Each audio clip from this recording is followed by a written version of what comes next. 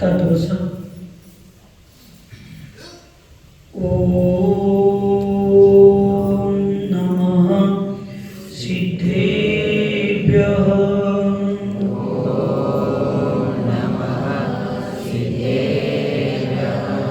ओम नमः सिद्धेभ्यः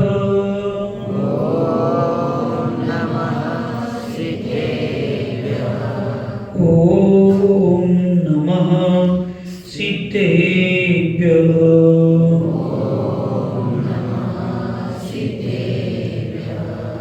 मंगलम भगवान वीरो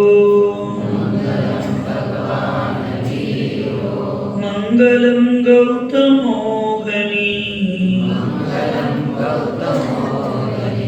मंगलम कुंद कुंदाद्यो जैन धर्मोस्तु मंगलम सर्वमंगल मांगल्यम सर्वकल्याणकारकम प्रदानं सर्वधर्माणां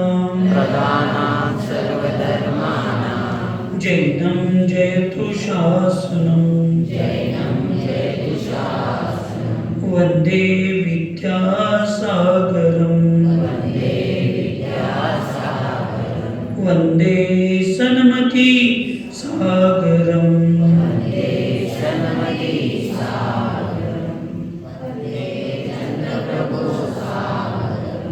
दुनियात वर करून कर द्यायचं जे लोग पंच परमेष्ठी भगवान की जय, अहिंसामय विश्व धर्म की जय, सिद्धांत शास्त्र की जय, चारित्र चक्रवर्ती 20वीं सदी के प्रथमाचार्य शांति सागर जी महाराज की जय, संत शिरोमणि आचार्य गुरु विद्यासागर जी महाराज की जय, शांत मूर्ति वासल रत्नाकर आचार्य गुरु सदमती सागर जी महाराज की जय, 3.9 करोड़ महामुनि राजों की जय, आज के आनंद की जय, युवा सम्राट कांति रत्न चंद्रप्रभु सागर जी महाराज की जय हो।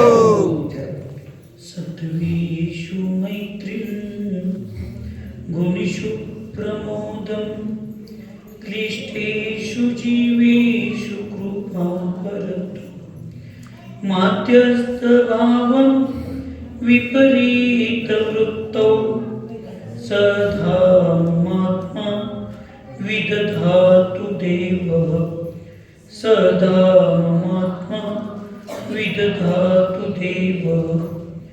विश्वातील सर्व प्राणी मात्रांच्या सोबत माझी मैत्री होऊन राहू दे.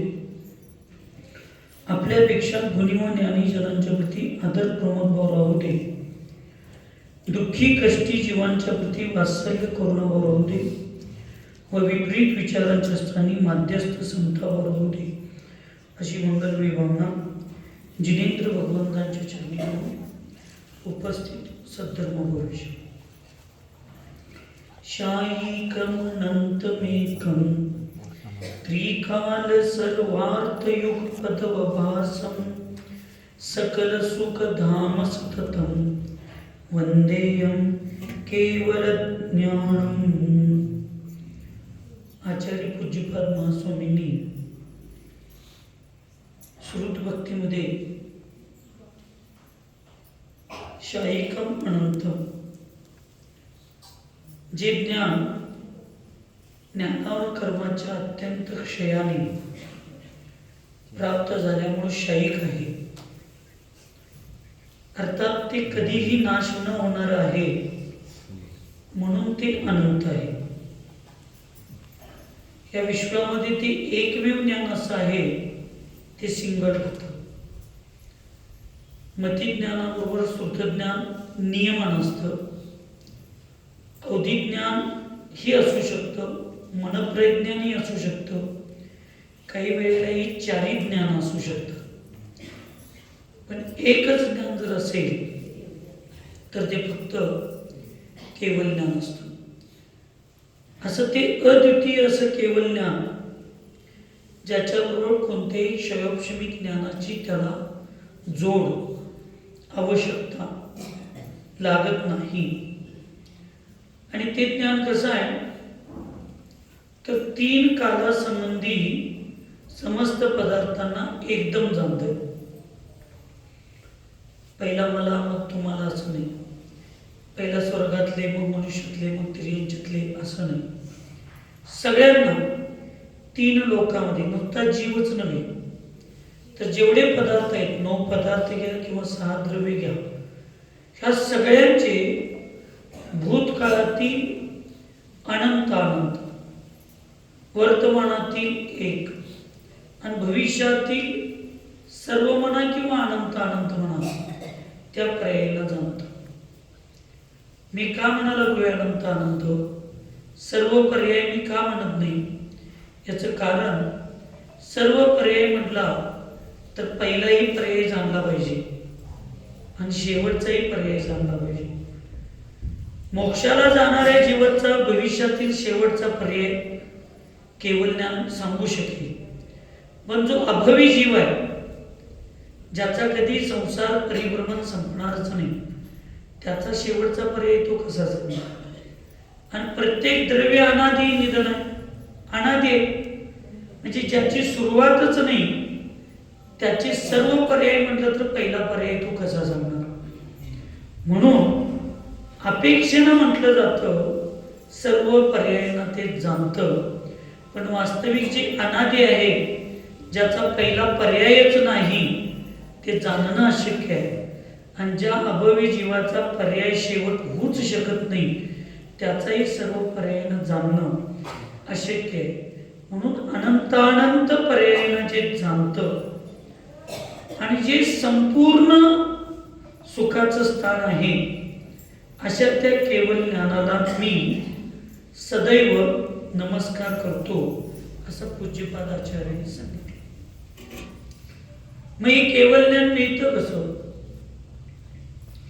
टोटल 5 ज्ञान आहेत, त्या एकूण 5 ज्ञानापैकी 3 ज्ञान 4 गतीतील जीवांना होऊ शकतं.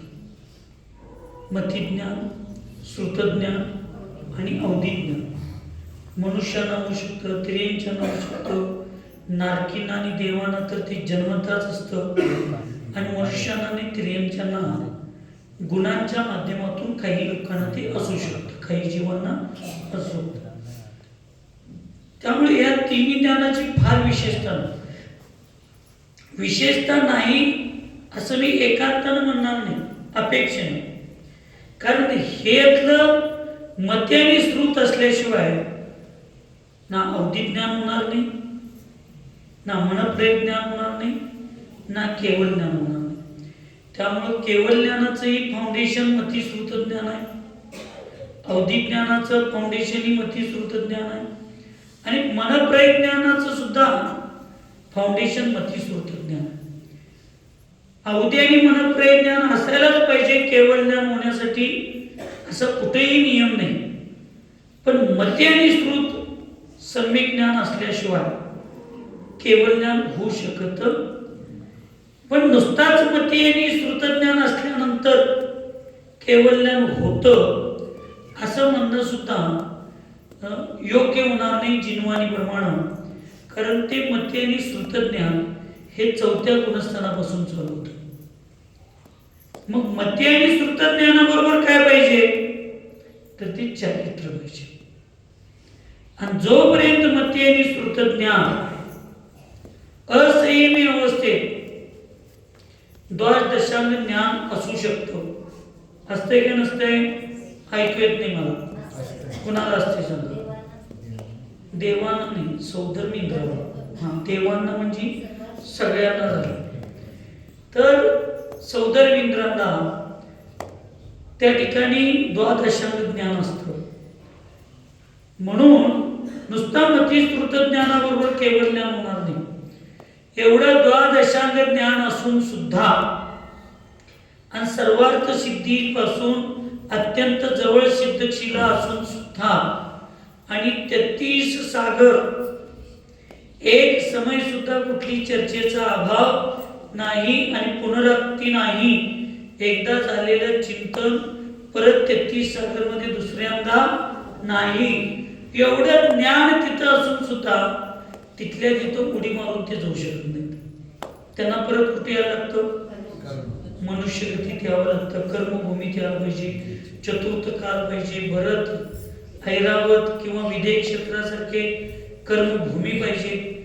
तर आणि तिथं आल्यानंतर सुद्धा नुसतं तिथल्या ज्ञानाचं चिंतन जर इथं बसून कपडे गाठलेल्या अवस्थेमध्ये कितीही केलं तरी सुद्धा केवळ ज्ञान होत. केवळ ज्ञानाचं महत्व काय? आपल्याला केवळ ज्ञान फार मोठं ज्ञान आहे, चांगलं आहे, चांगलं आहे, पण एखादी चांगली वस्तू मिळवण्यासाठी फार कष्ट करावे लागतात. त्या कष्टाशिवाय ती वस्तू जी सहजतेनं मिळतं ती वस्तू फार महत्वाची नसते. म्हणून जी केवळ ज्ञानासाठी आपण एवढा प्रयत्न करतोय त्या केवळ ज्ञानाच्या प्राप्तीसाठी मती आणि श्रुत ज्ञानाबरोबर चारित्र्य, ते पण सकल चारित्र्य, आणि त्या सकल चारित्र्याच्या साधनेतून जोपर्यंत यथाख्यात चारित्र्याची प्राप्ती होत नाही तोपर्यंत केवळ ज्ञानाची प्राप्ती. आणि म्हणून त्या सकल चारित्र्याची प्राप्ती जर आपल्याला करून घ्यायची असेल तर आपल्याला तुम्हाला पहिल्यांदा स्त्री पर्यायाचा नाश केला पाहिजे. आणि इकडे बसलेल्यांना मी पुरुष आहे, पुरुष याचा वास्तविक अर्थ आत्मा सांगितला. आणि पुरुषार्थ ह्या शब्दाचं जर विश्लेषण केला तर पुरुष म्हणजे आत्मा, आणि त्या आत्म्याचं स्वरूप आणि स्वभाव जाणून घेऊन, समजावून घेऊन, श्रद्धा ठेवून त्या स्वभावाला प्राप्त म्हणणार नाही. प्राप्त हा शब्द चुकीचा आहे. प्राप्ती ही बाहेरून होते. जागृत करण्यासाठी जो प्रयत्न केला जातो, कारण ते आपल्यातच आहे, जागृत करण्यासाठी जो प्रयत्न केला जातो त्या वास्तविक प्रयत्नाचं नाव पुरुषार्थ आहे. तो शब्द आम्ही कुठेही लावा लागलो, संसारात लावा लागलो, लग्न करण्यामध्ये, मुलं जन्म देण्यामध्ये, धन संपत्ती ऐश्वर्य सगळं जेवढं सांसारिक कार्य आहे त्याच्यामध्ये जो प्रयत्न करतो त्याला आपण लोक काय म्हणतो? त्याचा पुरुषार्थ आहे. म्हणून त्याने शून्यातनं विश्व केला. त्याला पुरुषार्थ नाही, त्याला फक्त प्रयत्न हाच शब्द आहे. पुरुषार्थ हा शब्द फक्त अध्यात्मामध्ये, आणि तो पण सम्यक्तपूर्वक केलेल्या प्रयत्नालाच पुरुषार्थ हा शब्द आहे. बाकीच्या ठिकाणी केलेले कार्य, कष्ट हे फक्त प्रयत्न आहे. म्हणून मी पुरुष आहे. मला अत्यंत लवकर मी भगवंतांना प्राप्त करू शकतो, भगवत्तेला प्राप्त करू शकतो, हे ज्याला कळलं वास्तविक त्यालाच वैराग्य झालं. आणि तेच वैराग्य शेवटपर्यंत टिकतं.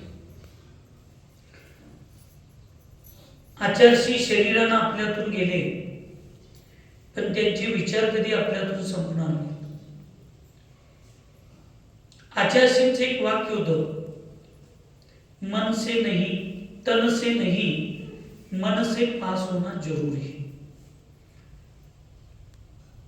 अगर तन से पास में हो और गुरु के प्रति श्रद्धा समर्पण ना हो तो भी वो बहुत दूर है. और तन से दूर हो और श्रद्धा समर्पण अगर सही है तो वो दूर होते हुए भी गुरु के बहुत पास है. आचार्यश्री गेले, 2-3 दिवस दुःख झालं, अजूनही दुःख आहे. ते शल्य मी म्हणू शकत नाही, कारण महाव्रतींना शल्य असू शकत नाही, पण ती उणीव, ती कमतरता ही या भावात नव्हे,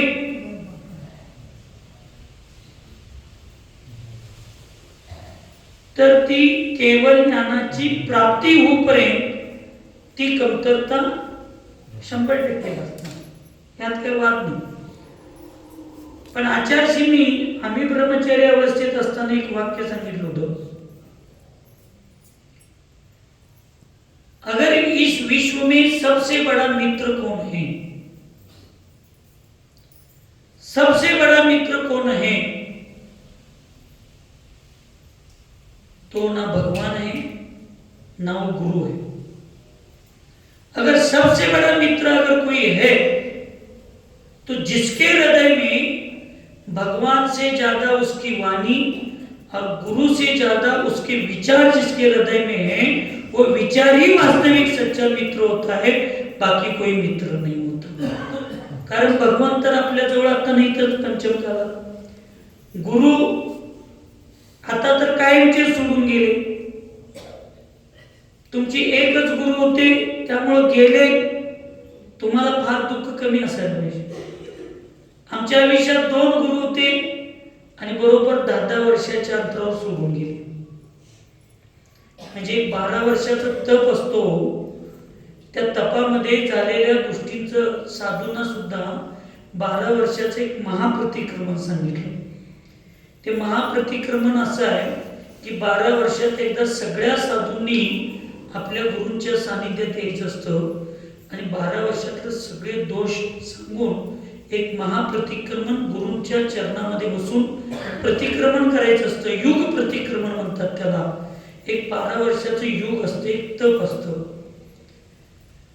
पण त्या काळाला, त्या निसर्गाला, आमच्यासारख्या अभागी भक्तांना, शिष्यांना निदान एक युगाचा दुसऱ्या युगामध्ये एका गुरुचा तर आधार घ्यावा असं वाटलं नाही आणि ते गुरु निघून गेले। ठीक आहे, आम्हाला तर एवढे दिवसाचं सानिध्य मिळालं। आचार्य नंतर फक्त 6 वर्षाचं सानिध्य मिळालं त्यांच्या गुरूंचं। 2 वर्ष ब्रह्मचर्य अवस्थेतले आणि मुनी अवस्थेतले 4 वर्ष, त्यातले पण शेवटचे 6 महिने संलग्नाच्या काळात असल्यामुळं प्रॅक्टिकली गुरु मार्गदर्शन करत होते आणि गुरूंच्या सेवेतच त्यांचे शेवटचे 6 महिने गेले। पण त्या शेवटच्या 6 महिन्यात जे त्यांना मिळालं ते आतापर्यंत ते खात होते। त्यामुळं गुरूंचे विचार आचार्य ज्या वेळेला गुरुजी म्हणून पूज्य ज्ञानसागर महाराजांचे आठवण प्रकट करत होते, आठवण तर त्यांची 24 तास होती, पण प्रकट करत होते त्यावेळेला कौन कहते गुरुजी चले गए, गुरुजी तो सदैव मेरे साथ है। कोण जरी आचार्यना म्हटलं आचार्य आपका वैभव, त्यावेळेला आचार्य म्हणत होते वैभव तो गुरुजी का है, मैं उनके बीच में बैठा हूं, बस वो वैकृतिक शरीर को धारण किए इसलिए वो दिखते नहीं, मैं दिख रहा हूं, एवढंच म्हणणं। कधीही त्यांनी स्वतःच्या कर्तृत्वाचं, स्वतःच्या ज्ञानाचं, स्वतःच्या गोष्टीचं श्रेय स्वतःला कधीच घेतलं नाही। आणि हेच 6 वर्षामध्ये त्यांच्या गुरूंनी त्यांना शिकवलं। मग आमचं तुमचं तर सद्भाग्य आहे की आम्हाला तुम्हाला 15, 20, 20, 25 वर्ष, कुणाला 40 वर्ष असल्या गुरूंचं सानिध्य मिळालं। जर 6 वर्षात विद्याधरचा विद्यासागर बनू शकतो तर आपण सगळ्यांनी पुरुषार्थ केल्यानंतर आपण का त्यांच्यातलं मधलं विद्यासागर मधलं निदान व तरी बनण्याचा प्रयत्न आणि पुरुषार्थ आपण का करू शकत नाही? याचं चिंतन काल दुपारच्या सामायिकपासून जरा समीचीन रूपाने कर्म सिद्धांताचं चिंतन चालू झाल्यानंतर थोडं आता आम्ही आमच्या जीवनाला स्थिर करण्याचा प्रयत्न करतोय। अजून पण म्हणावं तसं आम्ही स्थिर झालो नाही, कारण कधी ना कधी तर त्या विचाराला स्वीकारून वास्तविक जीवन आपल्याला जगायलाच पाहिजे। रामासारख्या तद्भव मोक्षगामी जीवानं 6 महिने आपल्या भावाचं प्रेत घेऊन फिरला, पण 6 महिन्यानं कधी ना कधी तर त्याला वास्तविक कळलं, कारण ते शाहीक असल्यामुळं 6 महिने पुढं 1 मिनिट 1 समय जो चालणार नव्हतं। 6 महिन्यानंतर काय होणार रामाला एक कळलं वास्तविक, आणि त्यांनी आपल्या भावाचा अंतिम संस्कार केले। मग आपण एक वाचलोय म्हटल्यानंतर आपल्याला कधी ना कधी तरी स्वतःला समजावून सांगायला पाहिजे, कधी तर स्वीकारायला पाहिजे. आणि शरीरानं लांब गेलेल्या त्या शरीराचा, त्या पुद्गलाचा विचार करण्यापेक्षा त्या गुरूंनी जी निधी दिलेली आहे, ज्ञानाची, विचाराची, निश्चयाची, नीतिमत्तेची, संकल्पाची, स्वप्नाची, त्या निधीला कुठं तर आपण आपल्या जीवनामध्ये 100% पालन करण्याचा प्रयत्न करायला पाहिजे. तीच वास्तविक त्यांच्याबद्दलची श्रद्धांजली, विनयांजली. मला गेले 4 दिवस झालं प्रत्येक जण फोन करतोय. सगळ्या चॅनलवाल्यांचे फोन येऊन गेले, सगळ्या संस्थावाल्यांचे येऊन गेले, काही आमच्या संबंधित साधूंचे फोन येऊन गेले. सगळीजण विनयांजली, श्रद्धांजली व्हायला लागलेत. तुमचं का आम्हाला कुठं ऐकायलाच मिळणार. आमच्या संस्थेवाले ज्या दिवशी झालं त्या दिवशी म्हणले, महाराजजी आपण एक 5 मिनिटं विनयांजली व्हा, आपण चॅनलला देऊया. मला ह्या गोष्टीत नकावडी इंटरेस्ट नाही. ना विमलताई वारल्या तेव्हा पण मला 5 दिवस झालं मला निरोप येत होता, मी दिलो नाही. आज आचार्यशींचं झालं, मला रोज निरोप येतात, मी वाहत नाही. कारण तोंडाचे शब्दांनी गुणगान करण्यासारखं गुरूंचं व्यक्तिमत्व नव्हतं, ते जीवनात उतरवण्यासारखं ते व्यक्तिमत्व होतं. त्यामुळे बोलून आपल्याला त्या गुरूंचं जीवनशैली 4 शब्दामध्ये आणि 2 मिनिटांमध्ये त्या विहिरीतल्या बेडकागत सीमित करायचं नाही. मला आचार्यश्रींनी 15 दिवस नेमावर मध्ये मी त्यांची वयोवृत्ती रोज करण्याचं मला सौभाग्य मिळालं. आणि त्या 15 दिवसातले पहिले 10 दिवस आचार्यश्री मला एकच म्हणत होते, परोपकार के रूप में सर्वसामान्य लोगों की सेवा के भावना से आप लोगों ने क्या किया? इतने साधु दक्षिण में आप लोग बैठे हैं, एक भी कोई शाश्वत काम नहीं हो गया. आपको परोपकार के रूप में कुछ काम करना चाहिए, कुछ काम करना चाहिए. पण आमच्यासारख्या जड बुद्धिवाल्यांना, मंद बुद्धिवाल्यांना ते गुरूंचे वचन कळतील कसं? आणि 11व्या दिवशी आचार्यश्रींनी मला सांगितलं कि दक्षिण में एक अच्छा चिकित्सालय होना चाहिए जिसमें सब जीवों का कल्याण होना चाहिए.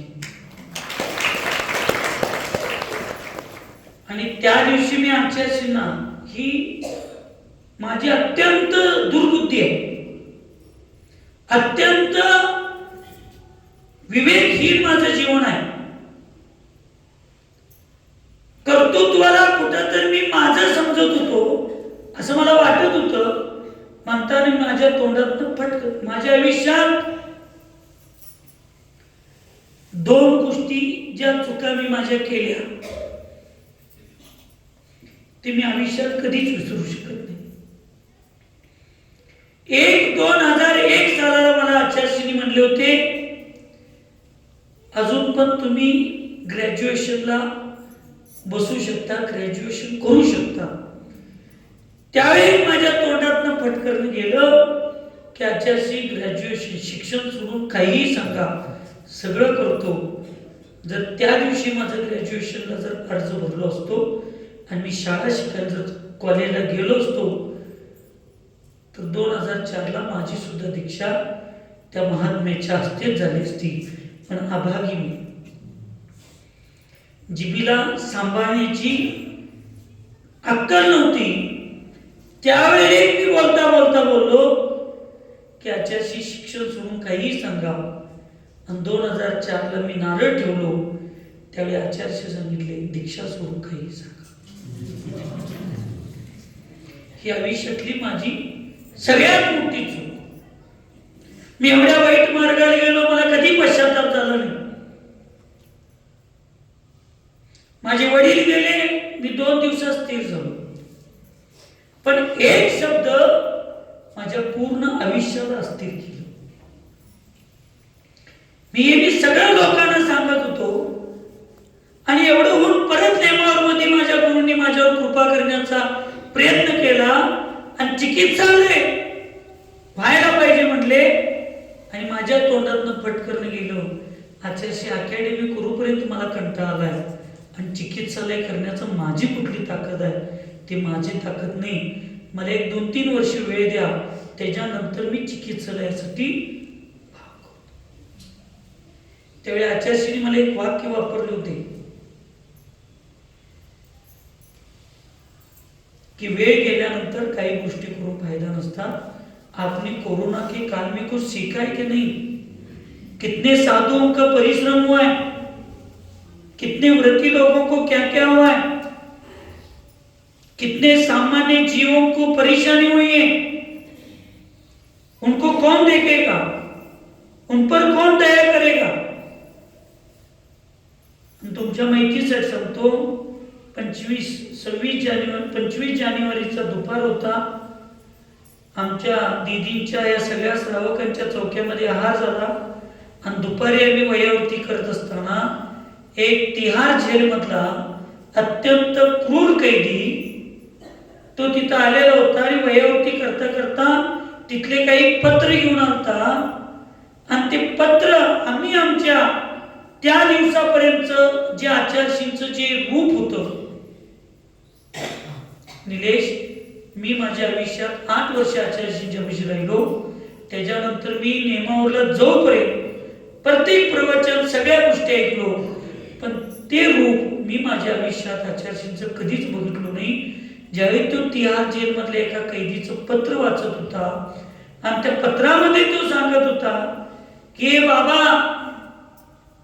हमारा तो जीवन नर्क बन गया था, लेकिन इस जेल में भी भगवान बनने जैसा हाथ करगा आपने हमारे जीवन में लाए और हम हाँ जेल में बैठकर 12-15 हजार रुपए की कमाई कर रहे हैं और आज हर माह 10-12 हजार रुपए में अपने घर मेरी पत्नी और मेरे बेटों को मैं भेजता हूँ. आज मेरा परिवार सुखी संपन्न बन गया, मेरा परिवार स्वर्ग बन गया. हे बाबा, ये सिर्फ तुम्हारी कृपा है, लेकिन मैं अभागा इस जीवन से मृत्यु के समय तक बाहर नहीं जा सकता. इस जेल से मृत्यु के समय तक मैं बाहर नहीं जा सकता. बाकी तो लोग तुम्हें मिलने के लिए आ जाएंगे, लेकिन तुम मुझे मिलने के लिए तिहाड़ आ सकते हो क्या? एक मुस्लिम अत्यंत क्रूर कैदी असं पत्र लिहून ज्यावेळेला इथं पाठवला आणि ते वाचत होते. आचार्यशी दोन्ही गुडघे वर करून मी वयावरती करत होतो. आचार्यशींच्या डोळ्यातनं खळ पाणी गळत होतं. आचार्यशींना रडलेला मी कधीच बघितलो नाही. आणि त्या दिवशी आचार्यशींनी मला एक वाक्य मी सांगितले, इसको आप धर्म नहीं समझते, ये सम्यक्त्व का कार्य नहीं है. मग माझ्या लक्षात आलं, आचार्यशी मी 2-3 वर्षानंतर हॉस्पिटलचं कामाला हातात घेतो हे म्हटलेलंच. म्हणजे आचार्यशींना मला सांगायचं होतं की दुःखी आणि कष्टी लोकांना आनंद देण्यामध्ये जेवढा धर्माचं महत्व आहे, धर्माचं सार आहे, तेवढं भगवंतांच्या पूजा करण्यामध्ये सुद्धा नाही. कारण भगवंतांची पूजा करण्यामध्ये स्वार्थ आहे भगवान बनण्याचं, आणि दुसऱ्यांची सेवा करण्यामध्ये निस्वार्थ आहे, कारण त्याच्या आत्म्यातल्या भगवंताला जागा करायचं.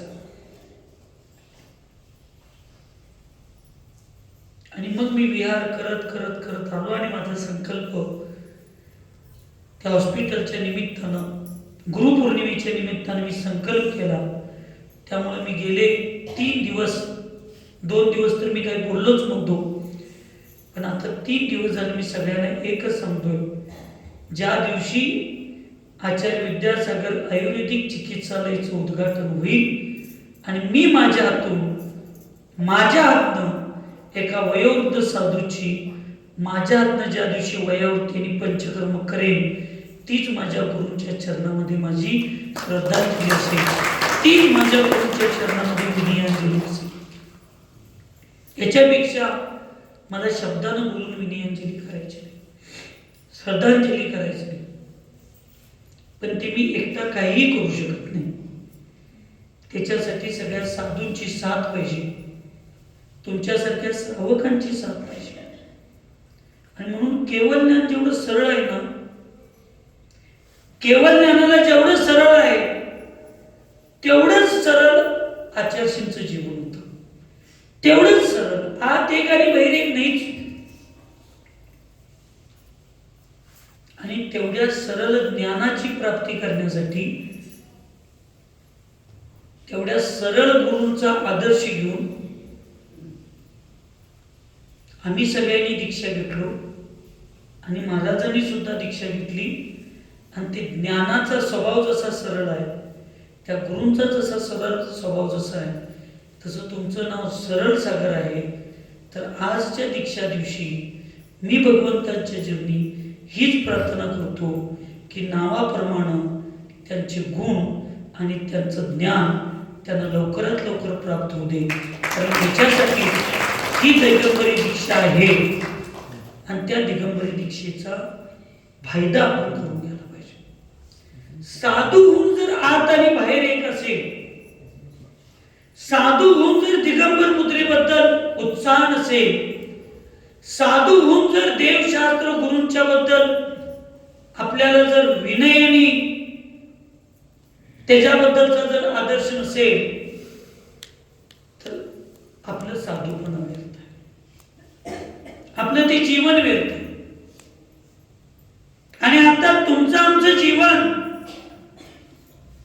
हे आचार्यशींच्या विचारांच्या माध्यमातून जगाला कसं आपण आचार्यशींच्या विचारांना सुरक्षित ठेवण्याचा प्रयत्न आपल्या आचरणातून, आपल्या सेवेतून, आपल्या दया भावनेतून जोपर्यंत आपण करणार नाही, तोपर्यंत आचार्यशींचे 50 मंदिर बांधून काय, 50 कीर्तिस्तंभ बांधून काय आणि हजारो लाखो फोटो लावून उपयोग नाही. आचार्यशींचं फोटो कागदावर तयार करण्यापेक्षा आपल्या विचारातून आणि आपल्या सेवेतून लोकांना वाटलं पाहिजे बहुतेक आचार्य विद्यासागरांच्या तालमीत तयार झालाय, म्हणूनच असल्याची सेवा करायचे भाव झाले. हे जोपर्यंत आपण आपल्या जीवनात उतरवणार नाही, तोपर्यंत आपण काही करू शकतो. आणि मला आचार्यशींचं काम करत असताना, आचार्यशींचा विचार मांडत असताना मला लहान आणि मोठ्या स्टेजची गरज नाही. कारण आचार्यशींचं नावच एवढं मोठं आहे, त्याला बारकाने मोठं स्टेजची आवश्यकता नाही. म्हणून दुपारच्या सामायिकमध्ये सहज बसल्यानंतर परत आचार्यशींची आठवण आली. आणि आचार्यशींची आठवण आली याचा अर्थ काही गोष्टी आठवत बसलो होतो. आणि ते आठवत बसल्यानंतर कालचा एक फोटो माझ्या पुढं लक्षात आला की आचार्यशींचे गुरु ज्ञानसागर महाराजांच्या स्टॅच्यू पुढं, त्या मूर्ती पुढं आचार्यशींचा अस्थि कलश ठेवलेला काल मला एका मुलानं फोटो दाखवला. आणि ते बघितल्यानंतर आज हे निदान माझ्या मस्तिष्कामध्ये, माझ्या हृदयामध्ये तरी ती भूमिका निर्माण झाली आणि ती कुत्रीच्या भूमीमध्ये निर्माण झाली. हे कुत्रीवाल्यांचं पुण्य आहे. म्हणून मी आजच्या सामायिकमध्ये आज मी हा संकल्प केला की हॉस्पिटलच्या चिकित्सालयाच्या पुढं प्रांगणामध्ये आचार्यशींचा अत्यंत सुंदर मूर्तीची स्थापना हे 1 ते 1.5 वर्षाच्या आत स्थापन करणार. आणि ती मूर्ती भगवंतांच्या पेक्षा नक्कीच कमी असणार नाही असा एक संकल्प मी माझ्या मनामध्ये सामायिकच्या वेळेला त्या ठिकाणी केला. आणि तो मी अजून ट्रस्टींना सुद्धा सांगितले. आणि मी कुणाला सांगायचं काही मला गरज नाही. माझ्यावर एकच अंकुश होतं मोठं, ते आता निघून गेलं. मी फक्त 3च लोकांना भेटतोय. एक आचार्य सन्मती सागरांना भेट होतो, ते गेले. आचार्यशींना मी भेट होतो. प्रत्येक वेळेला मी धाडस काय तर करताना मी म्हणणार आचार्यश्रींनी काय तर म्हटलं तर काय करायचं, आणि शांत होणार. आणि तिसरं मी भेटतोय ते फक्त सुपारसागरांना भेटतोय. या जगात मी चौथ्या कुठल्या व्यक्तीला भेट नाही आणि कुठल्या चौथ्या व्यक्तीला विचारायची मला काही आवश्यकता नाही. जे माझ्या मनात चांगलं आलं ते मी माझ्या मनामध्ये संकल्प केला, ते मी माझ्या हृदयामध्ये उतरवतो आणि त्याला पूर्ण करण्यासाठी माझ्या बुद्धीचा आणि माझ्या वेळेचा आणि माझ्या प्रत्येक श्वासाचा मी 100% उपयोग करतो. त्यामुळं आचार्यश्रींच्या आशीर्वादानं, आचार्यश्रींच्या चरणामध्ये बसून आमच्या ट्रस्टींनी आणि डॉक्टरांनी जो केलेला संकल्प चिकित्सालयाचा होता, त्या चिकित्सालयाची निर्मिती हेच आचार्यश्रींचं स्मारक आणि त्याच्यामध्ये आपण सगळीजण मिळून येणाऱ्या जाणाऱ्या साधू व्रती लोकांची सेवा करणं हीच त्यांच्यासाठी श्रद्धांजली, विनयांजली आणि तेच विचार 24 तास 12 महिने आणि शेवटचा श्वास माझ्या ह्या जीवनातला असूपर्यंत ह्या विचारामध्ये मी जरा सुद्धा कुठं कमी पडू नये आणि ती आचार्यश्रींच्या विचारांची सेवा माझ्या हातून 24 तास घडो हीच मंगलमय भावना व्यक्त करून आचार्यश्री मगापासून काही चर्चा चालल्या होत्या. मी 5-6 दिवस सगळं ऐकायला लागलो. पण लक्षात ठेवा, बहुमताचं जग आहे. जिकडं बहुमत तिकडं निर्णय असतो. बरोबर आहे का चुकीचं आहे? त्याच्यात भावनेचं फळ नाही, बहुमताचं फळ आहे. आणि या जगामध्ये तुम्ही सगळी कोथळीवाले स्वाध्यायी लोक आहे. माणसांची संख्या जास्त आहे काय देवांची संख्या जास्त आहे? कोणाची संख्या जास्त आहे? देवांची संख्या जास्त आहे. आणि शास्त्रामध्ये एक उल्लेख आहे की श्रेणिक राजाच्या शाही सम्यत्वाची ज्या वेळेला चर्चा किंवा हितलं कार्य स्वर्गातल्या देवांच्या इंद्राच्या सौदरमिंद्राच्या सभेमध्ये चाललं होतं, त्यावेळी त्या सौदरमिंद्राच्या सभेमधल्या एका देवाला असा कोण आहे तो श्रेणिक राजा बघावा आणि त्याच्या सम्यक्त्वाची परीक्षा घेण्यासाठी तो देव मुनी महाराजांचं रूप घेऊन खाली आला. जर एका श्रावकाच्या सम्यक्त्वाची चर्चा स्वर्गात चालली असेल आणि त्याला बघण्यासाठी आणि त्याला ऐकण्यासाठी जर स्वर्गातले देव जमिनीवर येऊ शकतात, तर आचार्य कुंद, आचार्य उमास्वामी, आचार्य ज्ञानसागर महाराज अभिमानानं स्वर्गामध्ये आपल्या शिष्याची ज्यावेळी चर्चा करत बसली असती, त्यावेळी त्या स्वर्गातल्या सगळ्या देवांना वाटत असेल ते विद्यासागर महाराज कसला आहे, त्याची सेवा करायला आपण जाऊया.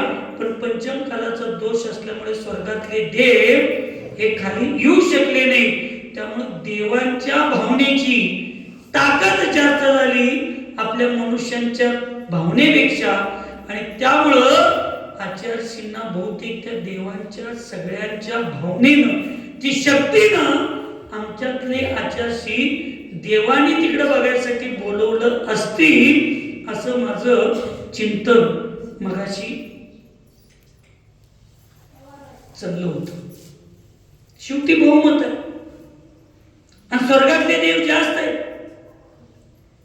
ते विदेश क्षेत्रात जाऊन तीर्थंकरांचं पंचकल्याण करू शकतात, पण आचार्यश्रींची सेवा किंवा आचार्यश्रींचे महत्व ऐकायला आणि बघायला ते इथं येऊ शकत नव्हते. त्यामुळे यदा कदाचित सगळ्या देवांची शक्ती, सगळ्या देवांची भावना एका ठिकाणी आली असेल आणि त्या भावनेची शक्तीच तुम्हाला आम्हाला आमच्यातनं आचार्यश्रींना घेऊन गेले असतील. त्यामुळं तीर्थंकरांचे लक्षणच असतं 3 लोकातल्या जीवांचं कल्याण करायचं. त्यामुळे आपलं कल्याण तर त्यांनी भरपूर जणांचं केलं. आता बहुतेक स्वर्गात अस्थिरता असेल म्हणून तिथं स्थिर करण्यासाठी ते गेले असतील अशी आपण सगळीजण भावना करूया. आणि आचार्यश्रींनी जे एक हक्को सांगितला, जो चाहा जितना चाहा जब चाहा, जैसे चाहा, क्या आज तक किसी को मिला? आणि ते मिळणार नाही. म्हणून जेवढं होतं तेवढा आपण फायदा घेतला. आता ते गेले तर त्यांच्या विचारांनी आपण आपलेही जीवन आनंदमय करू आणि त्यांच्या विचाराचा आदर्श घेऊन इतरांचं जीवन कसं आनंदी बनवण्याचा प्रयत्न करता येईल तेवढाच आपण पुरुषार्थ करू. कारण पर की पीडा स्व की करुणा की परीक्षा देते. यातले एकही शब्द माझे नाहीत, हे सगळे शब्द आचार्यांचे. दुसऱ्यांचं दुःख बघितल्यानंतर आपल्या हृदयात किती दया आणि करुणा आणि धर्म आहे याची परीक्षा दुसऱ्याचं दुःख बघितल्यानंतर होतं. आणि आचार्यांना कुणाचं दुःख बघू शकत नव्हते, म्हणून ते करुणेचे सागर होते. ते करुणाचा महासागर जरी असला तर त्याचं नाव घेता घेता निदान आपण करुणेची विहीर तरी बनण्याचा प्रयत्न करू आणि दुःखी कष्टी सामान्य जीवांची आणि महाव्रती आणि अनुव्रतींची सेवा करण्याचा जो संकल्प आहे त्या संकल्पामध्ये तन, मन, धन, वेळ आणि विचार या सगळ्यांनी कोथीवाल्यांनी समर्पित व्हावं. आणि येणाऱ्या 1-1.5 वर्षामध्ये आमचा तर प्रयत्न आहे, मी कर्तृत्व बुद्धी सांगत नाही, कर्तव्य बुद्धीने सांगतो, आमचा तर प्रयत्न आहे 18 फेब्रुवारी 2024च्या आत किमान 25च्या आत किमान महाव्रती आणि अनुव्रतींची तर सेवा करण्यासारखं आचार्य विद्यासागर महाराजी आयुर्वेदिक चिकित्सालय हे निर्माण होणार म्हणजे होणार. त्याचा करण्याचा प्रयत्न आम्ही नक्की आमच्या जीवनामध्ये करू. तुम्हीही सगळीजण त्याच्यामध्ये तन, मन, धन आणि विचारांनी त्याच्यामध्ये समर्पित व्हा आणि आपल्या गुरूंच्या बद्दलची विचारांनी विनयांजली आणि श्रद्धांजली वाहा. एवढी मंगलमय भावना या ठिकाणी बघतो. आणि पूज्य सरळ सागरजी महाराजांचं जीवन अत्यंत सरळ बनू दे. त्यांचं ज्ञान केवळ ज्ञानासारखं सरळ राहू दे आणि त्यांचं सिद्ध क्षेत्राचं स्थान अत्यंत रुजू गतीनं, सरळ गतीनं त्यांना केवळ ज्ञानाची प्राप्ती झाल्यानंतर सिद्धशिलेची प्राप्ती होऊ दे अशी मंगलमय भावना या ठिकाणी व्यक्त करतो. नमलो सुखी रहे सब जीव जगत में, कोई कभी न घबरावे, वैरपा अभिमान छोड़ जग नित्य नई मंगल गावे. ओम नमः सबको क्षमा सबसे क्षमा.